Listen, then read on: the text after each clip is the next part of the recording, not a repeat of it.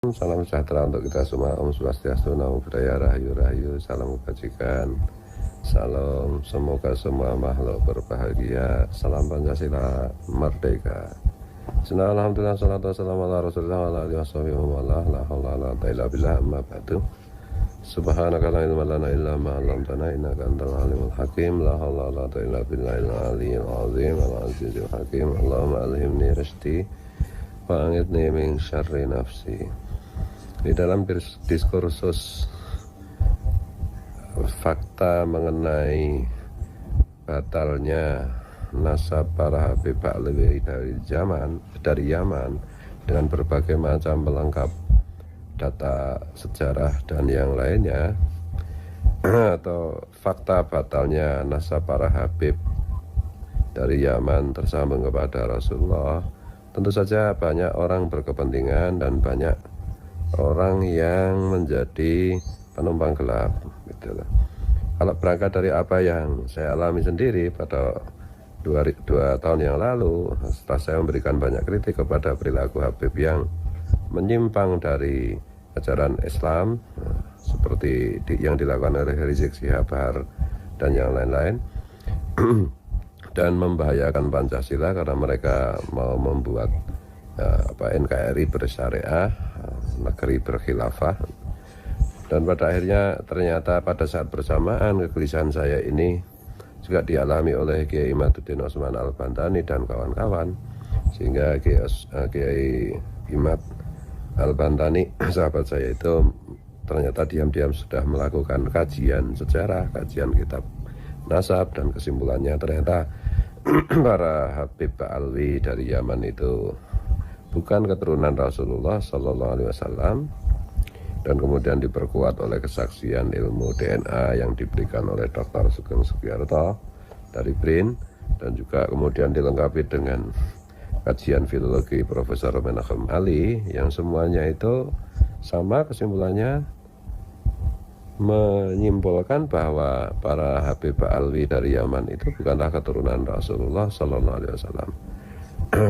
Dan tentu motif kami, orang-orang yang mempunyai kegelisahan yang sama mengenai pentingnya menjaga Pancasila, karena dengan menjaga Pancasila sekaligus juga menjaga Bhinneka Tunggal Ika, itu artinya kita sedang menjaga bangsa dan negara kita di masa-masa yang akan datang gitu. Nah, jadi concern kami di situ. Jadi bukan sekedar nasab Habib itu palsu atau tidak palsu, tetapi kepalsuan nasab Habib Ba'alwi dari Yaman ini kita ungkap karena mereka menggunakan klaim nasab mereka sebagai keturunan Rasulullah SAW itu untuk merusak Islam dan merusak bangsa dan negara gitu.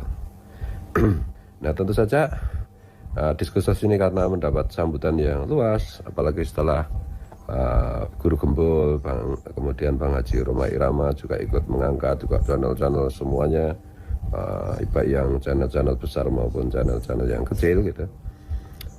Itu sampai hari ini hampir 2 tahun diskursus ini di medsos terus-menerus bergema, terus-menerus konten-konten itu mengalir, dan di alam offline, di masyarakat, diskusi-diskusi itu masih terus-menerus berjalan, baik yang tercermin dari grup-grup WA maupun pembicaraan-pembicaraan di warung kopi, di warung angkringan, di Gardu Ronda gitu. Nah, ini tentu saja di antara itu banyak orang yang dalam tanda petik itu tidak murni ikhlas memperjuangkan bangsa dan negara, tidak murni ikhlas memperjuangkan dan menjaga Pancasila serta Bhinneka Tunggal Ika, tapi mereka ada interest-interest yang sifatnya itu ada kalanya naif gitu. Misalnya nimbrung di diskusi batalnya nasab para Habib Ba'alwi ini untuk tujuan yang remeh seperti eksistensi, seperti materi gitu. Jadi tiba-tiba kadang-kadang muncul sosok yang pemberani yang luar biasa mencaci maki para Habib gitu. Nah, ujung-ujungnya mereka ternyata apa yang mereka lakukan itu hanyalah proposal untuk untuk menekan para Habib untuk apa itu meminta uang gitu, meminta sejumlah uang dan yang lain-lain gitu. Kemudian ada juga yang apa pura-pura menyuarakan apa itu kesetaraan, tapi sebenarnya mereka punya agenda yang berbeda. Misalnya sekelompok orang Wahabi yang punya agenda untuk membuat citra buruk dan merusak ajaran Ahlus Sunnah wal Jamaah. Mereka mengatakan bahwa Habib ini bagian dari Ahlus Sunnah wal Jamaah gitu, padahal kan bukan gitu. Dan juga orang-orang yang tidak suka pada NU gitu, benci pada NU gitu, itu mereka menumpangi isu nasab ini untuk membuat citra buruk kepada NU. Dan konyolnya lagi, ada beberapa tokoh NU bahkan sekelas Rais Ngam itu pun dengan membabi buta itu membela kepalsuan nasab para Habib ini. Nah, ini menjadi pintu atau pintu masuk atau celah para pembenci Nahdlatul Ulama untuk apa itu menyerang NU dengan berdalih palsunya nasab para Habib ini. Dan juga orang-orang yang membenci Torekot gitu ya, karena para Habib ini juga merusak Torekot yang semestinya yang benar.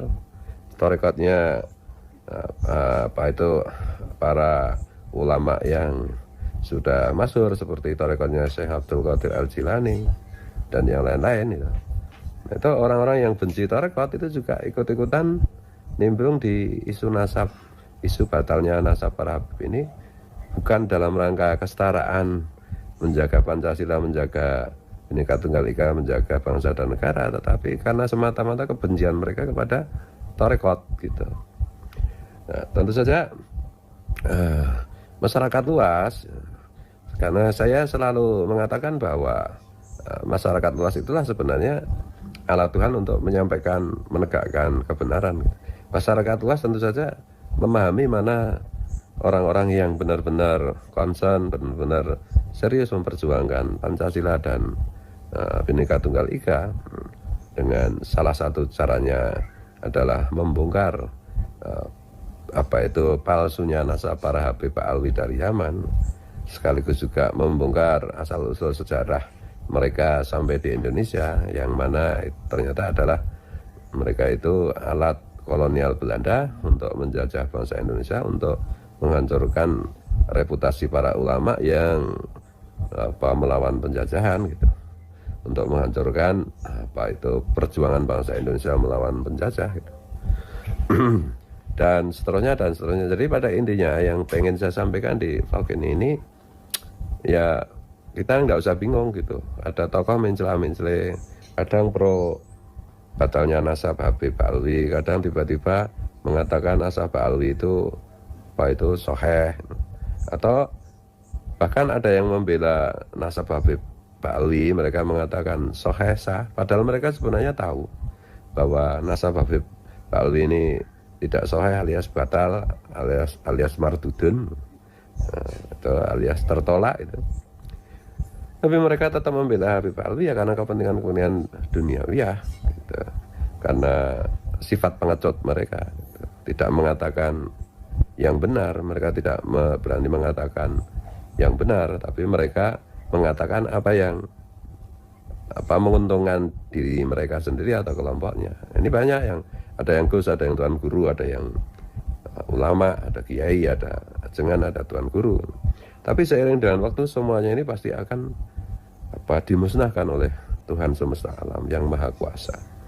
Nah, ini kebenaran itu ketika sudah datang, sudah didatangkan Tuhan, maka tidak bisa dibendung. Ibarat bola salju akan semakin membesar, harus kesadarannya bola saljunya itu kayak ibarat diumpamakan sebagai kesadaran publik, kesadaran umat.